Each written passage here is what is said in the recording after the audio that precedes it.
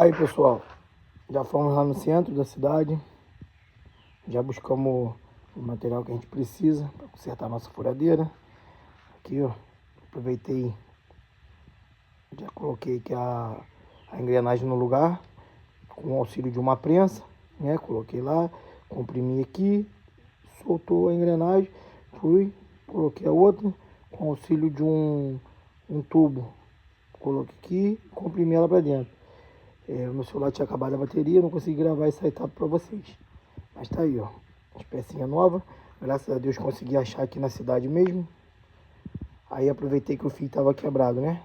Comprei também aqui, ó, protetorzinho do fio, um acabamentozinho bonitinho. Tá aí, já foi feita a limpeza. Agora vamos montar e já já a gente vai estar mostrando funcionando.